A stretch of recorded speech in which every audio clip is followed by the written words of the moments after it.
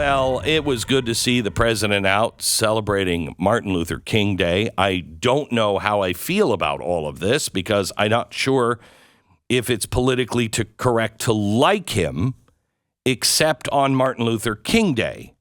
You know, are other days acceptable? I'm not sure, because he said you should judge people by the content of your character, and now everybody's saying Martin Luther King was wrong. So I don't. Do I drive on his street, his boulevard today or not? I don't know.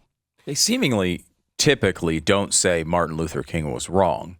They say the things Martin Luther King said. They'll say content of the character, color of the skin, not the color of the skin. They'll say that idea is wrong, but they typically will just stand by and act as if he didn't say those things. Like they like having the brand name right. Martin Luther King. If you act like he didn't say these things and you put other things around him, eventually everybody will think he didn't say those things. Mm-hmm. Isn't that great? Mm-hmm. That doesn't really work for Joe Biden, because he's been saying a lot of things for a long time that are absolutely not true. Here he's talking at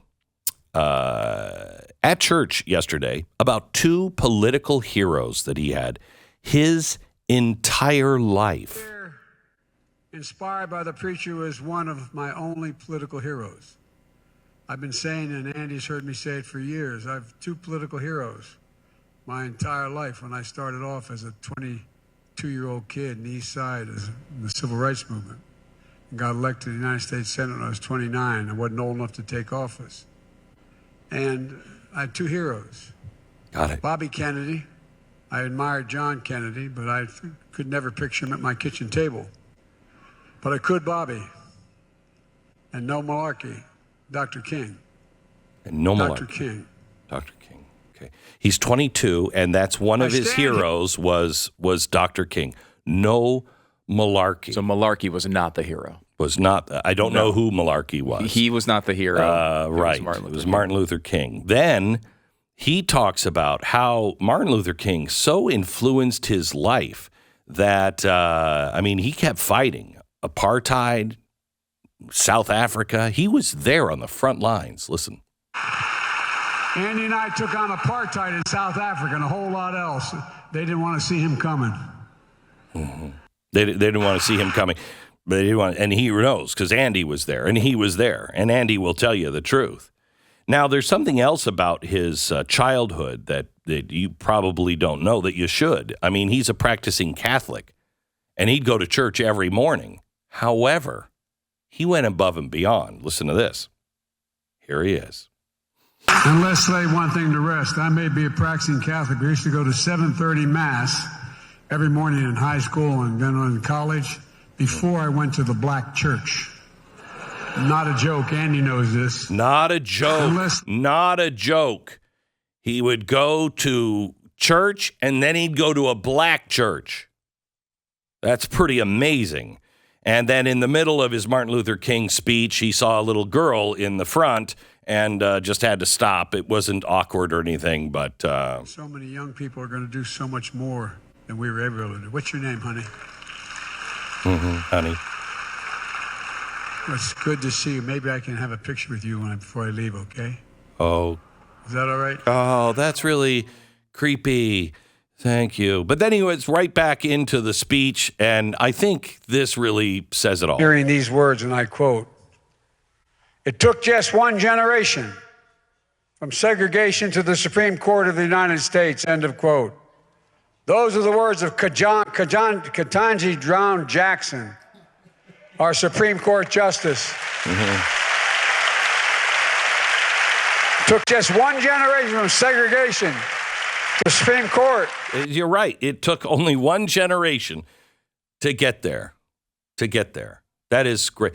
Who was she? Because she's our first black Supreme Court Justice, right? No. No. Who was our first? Well, there's another one currently on the Supreme Court. We could start there. So he was on the Supreme Court, but he was our first. That was back in the 80s. No, he's not. No. You look it up, because I'm pretty sure it had to be Clarence Thomas was the first. No, you You got to look it up because, and I don't really think we count Clarence Thomas as a black person. You know? No.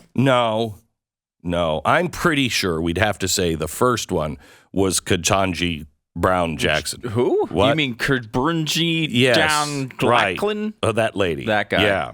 Lady. Okay. So who was the first? Thurgood Marshall. Thurgood Marshall. Wow, that's an old-timey name. When was Thurgood Marshall on the Supreme Court?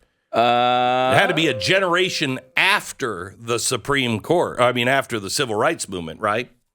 Because it was just one generation from the Civil Rights right to the Supreme Court, which if you're doing that, that would be Clarence Thomas, but that would leave out Thurgood Marshall. 1967 to 1991. 1967 was Thurgood Marshall. So that's not even a generation. That's like 10 minutes after the Civil Rights Movement. Why? Seriously, why? It took America, really, 10 minutes to burn, not a whole generation. A guy who was most likely, I don't know enough about Thurgood Marshall, but most likely a part of the Civil Rights Movement. And he's there. He's on the scene. He's an attorney. He's qualified, but no way he's going to be a Supreme Court justice because he's a black man. And America says, enough of this. And boom, there's a black man on the Supreme Court. Why are they making this like it's just happening now? Like he's taking a victory lap? I want everybody to know. Not only was I there, which he wasn't. Not only was I in South Africa, which he wasn't. But I also am the guy who brought it all home. We've waited a full generation. Not true. Why is this? Why are we putting up with this? Why? We know it's not true. Do you think that the truth has no consequence? I mean, the lies have no consequence? If you speak lies over and over and over again, what did that just do? That distorted our history, gravely distorted our history. Everybody will say, well, he didn't go to the black church and he didn't even meet these guys that he's saying he met. What do you, he has been called on this over and over and over again. All of the people involved are like, nah, it's not true. That's not true. Even the church he was speaking at, pastor's like, nah, that's true. Andy knows it. No, Andy's here to say, nope. I see what you're doing. You're trying to cover for George Santos. George Santos, who is obviously the number one guy. He's been in a leadership position for George Santos in our lives for many, many minutes, and you're trying to cover. This is what I'm amazed about here. The New York Times wrote another, 3 stories this weekend about George Santos, a guy who. Does anyone know who George Santos is? Okay, I thought maybe it was just me. I know the name, and I'm like, who the hell is George Santos? He's the guy who was recently elected in New York. He's just got sworn into office, and he fabricated parts of his resume. And this has been non-stop coverage from the New York Times for weeks and weeks and weeks and weeks and weeks. They want this guy to resign. He lied about where he worked. He lied about committing a crime when he was 19 years old in Brazil. All these things. And yet this guy, Joe Biden, continues to go up in front of church after church after church and tell this completely fabricated story over and over and over again. They have fact-checked this with people who were in the church at the time, with everybody who was there. No one remembers him being there. The guy he says was pastor wasn't even pastor when he's telling this story. All of this has gone on. He's the president. The president of the United States does this all the time. The New York Times does not care. And then they've written 78 articles about George Santos. How is this possible? How can they be so transparent about this? How can they be so transparent about all of their lies.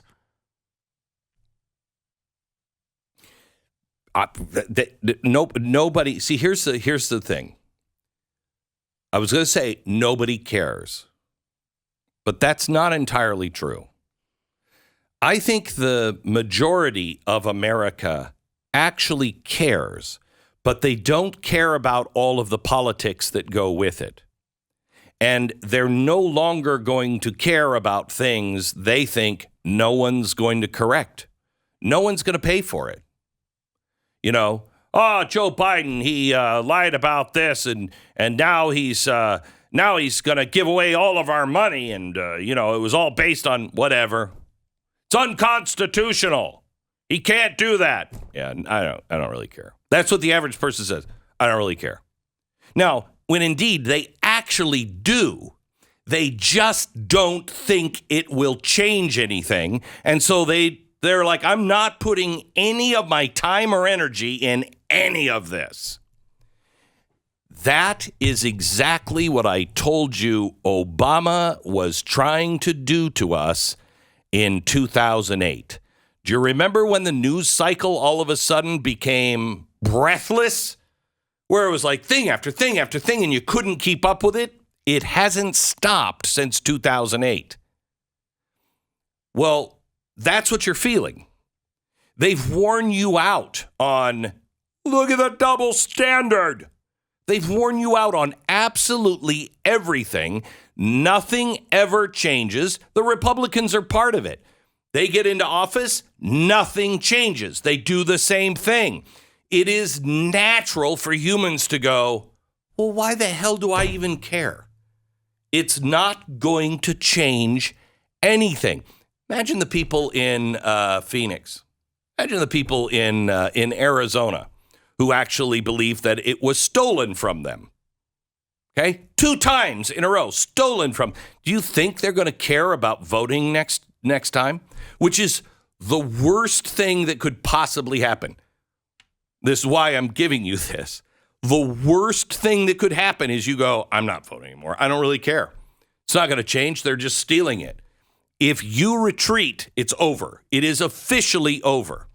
If you say, you see this and you're like, this guy is lying over and over again, you may not get him, kicked out of office. You're not going to change the media's mind, but you have to stand as a sentinel of truth in your own life and in your own sphere of influence. Because we can't let these things just become true, and they will become true if no one stands to challenge them. And I'm not saying you're going to win nationally. You've got to win in your own homes. You've got to you are the keeper of the flame of liberty. And right now, most of us, that flame is either out for most Americans, or there is just a few embers of coal left. You've got to blow that back into life in yourself. I'm not saying that you have to worry about every single thing in politics, because I'm tired of it. I have resigned myself. I really believe the Lord's the only one that can work this out. Now, when I say that, I'm not like, so you handle it, God, I'm going on vacation. Oh, he's got it. He's got it. I'm just gonna go to a movie. No. I believe the only thing that will save our nation is God Almighty. And it is going to happen in a biblical-sized miracle in the end. And he'll get credit for it. But I will tell you, that ain't going to happen if we all just go our own way and do nothing. We have got to stand up and just say, hey, just want to let you all know, I just want to post this from Joe Biden on Martin Luther King Day. Happy birthday, or, was it? It's not officially his birthday, but happy Martin Luther King Day. Isn't this actually, no, I think this was Washington's Day or something. But anyway, happy Martin Luther King Day. I still believe in the words of the Declaration of Independence, which Martin Luther King called America back to. This stuff from Joe Biden is a lie. I'm not saying it. CNN said it. CNN said it. Yeah, they said it once.